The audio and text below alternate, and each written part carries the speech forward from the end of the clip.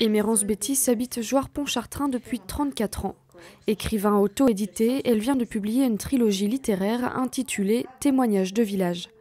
3 ouvrages dont le premier retrace ses souvenirs d'enfance, ses moments à l'école primaire et sa vie partagée entre 2 villages qui lui sont chers.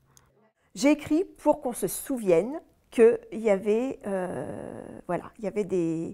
des habitants dans ces villages et que, en fait, ma famille en particulier a contribué au lien entre ces 2 villages, puisque mes parents, l'un était d'Elancourt et l'autre d'Ergal.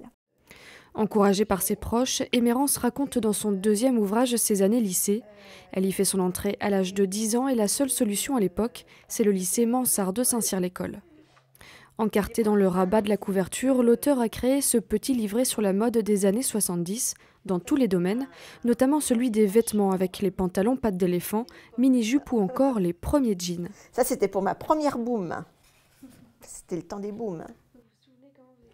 Vient ensuite le dernier livre de la trilogie. Elle y raconte notamment la naissance du technocentre Renault à Guyancourt. Ce sont les années 90. Les salariés doivent quitter les locaux de Rueil-Malmaison et de Boulogne-Billancourt. Il y a eu un grand mouvement social parmi les ingénieurs et techniciens de Renault, pour diverses raisons. Mais il y avait une raison qui était quand même importante, c'était l'angoisse de ces transferts. Un témoignage pour ne pas oublier, garder la mémoire et transmettre aux jeunes, voilà comment Émérance Bétis décrit cette trilogie.